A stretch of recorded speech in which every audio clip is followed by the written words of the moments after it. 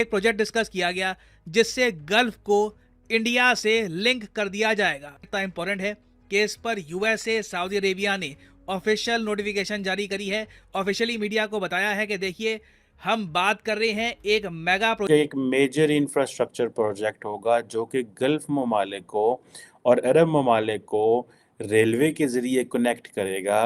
भाई हम हैं कमज़ोर। अरब दुनिया करीब आ गई है, कतर, सऊदी अरब, ईरान, सऊदी अरब, अब दरमियान में ये बात हो रही है यूरोप के अंदर शुरू हो गया डिस्कशन। हम भी एक इस्लामिक सुपर पावर हैं, हमारे पास भी अपनी सिक्योरिटी का सब कुछ है, इतना खौफ क्यों है? ये है वो पाकिस्तान की कमज़ोरी, ये है वो पाकिस्तान की नालायकियाँ कि हमारी सरकार जो है ये बढ़ती हुई डेवलपमेंट्स को, एक तो एडवाइज़र जो है जेक सुलिवन वो सऊदी अरब आ रहे हैं जहाँ पे इंडिया के नेशनल सिक्योरिटी कि हमारी गलतियाँ, जब भारत हमसे कारोबार की बात करना चाह रहा था तो वो हमने इग्नोर किया। आज देखें ना, उनके चीन के साथ 125 अरब डॉलर से ज़्यादा की एक ट्रेड है। और देखते हैं कि श्रीनगर और यूएई के बीच में फ़्लाइट्स भी शुरू हो गई हैं, कोई हम उस पर एहतजाज नहीं करते हुए नज़र आ रहा है। जय हिंद दोस्तों, वंदे मातरम। सऊदी अरब और संयुक्त अरब इमारात समेत कई खाड़ी देशों में जल्द भारत की बनाई ट्रेन दौड़ सकती है। परियोजना को लेकर अमेरिका, भारत, सऊदी अरब और यूएई के राष्ट्रीय सुरक्षा सलाहकारों के बीच एक बैठक भी हुई है। बताया जा रहा है कि भारत के राष्ट्रीय सुरक्षा सलाहकार अजीत डोभाल भी इस बैठक का हिस्सा बनने के लिए सऊदी अरब गए थे। मीडिया रिपोर्ट के अनुसार बैठक में डोभाल दक्षिण एशिया में भारतीय उपमहाद्वीप के पश्चिम एशिया से जुड़ने वाले बड़े क्षेत्र में रेलवे, समुद्री और सड़क संपर्क बनाने के लिए बड़े पैमाने पर संयुक्त परियोजना व्यापक रूपरेखा पर चर्चा कर सकते हैं। इस परियोजना का विकास की सूचना सबसे पहले अमेरिका की समाचार वेबसाइट एक्सियोस ने दी थी। इसका कहना था कि कई खाड़ी देशों में जल्द भारत की बनाई ट्रेन दौड़ सकती है। एयर रेल नेटवर्क बंदरगाहों से शिपिंग लेन के जरिए भारत से भी जुड़ा होगा। इसका प्राथमिक उद्देश्य खाड़ी देशों में बढ़ते चीन का प्रभाव को कम करना है। चीन बेल्ट एंड रोड इनिशिएटिव के जरिए मध्य पूर्व के देशों में तेजी से निवेश कर रहा है। ऐसे में रेल नेटवर्क की यह संयुक्त बुनियादी ढांचा पहलों में से एक है जिसे व्हाइट हाउस मध्य पूर्व में तेजी से लागू करना चाहता है।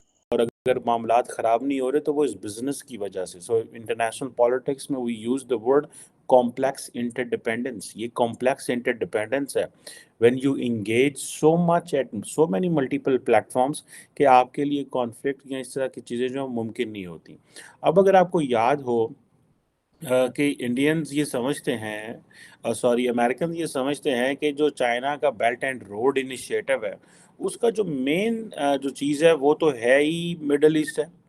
और चाइना एक नया सिक्योरिटी आर्किटेक्चर मिडल ईस्ट में लेके आना चाहता है, जिसमें अगर आपको याद हो उन्होंने ये सारा ये जो मीना रीजन है जिसे middle east and north Africa कहते हैं, जिसमें जिसमें इजिप्ट एंड ऑल ये सारे ऊपर ममालिक हैं, वहाँ पे बैठ के चाइनीज़ जो है वो अपने इंटरेस्ट को वॉच करना चाहते हैं और वो समझते हैं एनर्जी सिक्योरिटी और इकोनॉमिक टाइज इस खत्ते में बढ़नी चाहिए। और चाइना जो है वो अपनी जो स्ट्रेटेजिक रिलेशनशिप है बेल्ट एंड रोड इनिशिएटिव को लेकर के वो कर रहा है। अब देखिए चाइनीज़ इस बात में अमेरिकन को बहुत टाइम लगा है चाइनीज़ को प्रीएम्प्ट करने में। चाइनीज़ को प्रीएम्प्ट नहीं कर सके टेक्निकली, क्योंकि बेल्ट एंड रोड इनिशिएटिव तो 2013-14 से मार्केट में आया हुआ है। अभी उनको 10 साल हो रहे हैं, बहुत सारा पैसा उन्होंने लगा दिया है। अमेरिकन जो हैं वो अभी देख रहे हैं कि अगर आपको याद होगा एक इन्होंने एक प्रोजेक्ट बनाया था इंटरनेशनल इन्वेस्टमेंट समथिंग, मुझे अब उसका नाम नहीं आया, जिसे हम $40 ट्रिलियन का आगे पता नहीं कितने का वो प्रोजेक्ट लेके आ रहे हैं। और लेकिन वो वहीं का वहीं एक G7 में इन्होंने डिस्कस किया था। अब ये जो क्वेश्चन है, अब चाइनीज़ को इस चीज़ की समझ है कि भाई हमने अगर इन्वेस्टमेंट ना की तो हमें कुछ नहीं मिलेगा। अभी जैक सुलिवन और भारत के जो नेशनल सिक्योरिटी एडवाइज़र हैं वो मिल रहे हैं। अब ये जो चीज़ें हैं ये कहा जा रहा है कि सऊदी अमेरिका के अपने ताल्लुकात भी सऊदी अरब से कोई इतने मुनासिब नहीं है। सो बायलैटरल रिलेशंस भी डिस्कस करने वाले हैं और बाकी जो मल्टीलैटरल रिलेशंस भी डिस्कस होंगे। आप ये जो अफ्रीका वगैरह सारे भी इस मिडल ईस्ट से ही इन्होंने कनेक्ट कर लेने हैं। So it's very interesting development. मैं आपको बताऊं आइंदा आने वाले दिनों के अंदर जो अमेरिकन हैं वो समझते हैं कि हम ये करने में कामयाब हो जाएंगे।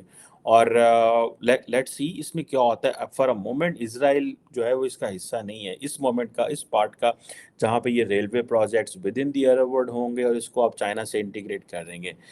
लेकिन मेरा नहीं ख्याल कि अगर سعودیز الاؤ کرتے ہیں کہ اسرائیلی فلائٹس سعودی عرب کے اوپر سے گزر سکتی ہیں، سارا مڈل ایسٹ سعودی. اور پھر ہم نے یہ بھی دیکھا کہ وہاں پر ڈسپیوٹڈ ٹیریٹری میں انفراسٹرکچر بلڈ کرنے کے لیے اتنا بڑا ایگریمنٹ یو اے ای کے گورنمنٹ نے کر لیا ہے، لیکن ہم اس کے حوالے سے بھی کوئی بات نہیں اٹھا رہے. اور ہمارا جھکاؤ، یہ خوف، یہ کیوں ہے؟ اس کی کیا وجہ ہے؟ جبکہ آئی ایم ایف نے ابھی تک ہمیں کچھ نہیں دیا، فیٹف نے ہمیں دبا کے رکھا ہوا ہے. تو یہ سپر پاور کے سامنے یہ دیکھیے، آپ ایک ویپن آف لاسٹ ریزورٹ رکھ کے، نیوکلیئر ویپنز رکھ کے، اس سے آپ تگڑے نہیں ہو جاتے ہیں. اس لیے کہ جب آپ اس کو استعمال، that is the weapon of last resort. وہ اور خودکشی کرنا، اٹس دا سیم تھنگ. تو میں سمجھتا ہوں یہ بھول جائیں کہ آپ ایک نیوکلیئر پاور ہیں. صرف اور صرف آپ یہ سوچیں کہ آپ اکنامکلی کدھر کھڑے ہوئے ہیں، اور ویئر اسٹرانگ اور ویک ہیں. اور آپ بہت ویک ہیں، اتنے ویک ہیں کہ آپ اپنے لوگوں کو کھلا نہیں سکتے ہیں. سمیع صاحب، $10 بلین کے کھانا آپ امپورٹ کرتے ہیں ایگریکلچرل کنٹری میں. آپ کا ملک جو صرف اور صرف ایگریکلچر ہے اور کچھ نہیں ہے، آپ $10 بلین کدھر ہے؟ وہ best irrigation system in the world. بھائی کیوں آپ نہیں اگا سکتے ہیں؟ اور آپ وہ ٹیکس بھی نہیں کرتے ہیں ایگریکلچر کو، پھر بھی آپ نہیں اگا سکتے ہیں. تو دیکھیے کیوں لوگ دیکھ کے کہتے ہیں کہ you are a failing state. میں تو سمجھتا ہوں ان مینی ریسپیکٹس جو ملک اپنے لوگوں کو کھانے کے لیے نہیں دے سکتا ہے، امپلائمنٹ نہیں دے سکتا ہے، جو اپنے ملکوں کو ڈیفینڈ ٹھیک طرح سے نہیں کرتا ہے، جدھر دہشت گردی پھیلی ہوئی ہے، تو وہ ایک سمجھے اٹس اے فیلنگ اسٹیٹ. اور وہ ہمارا اس وقت یہ ہے. تو آپ کو کبھی عزت نہیں آئے گی جب تک آپ بھیک کا وہ لے کے سب جگہ جائیں. 3 بلین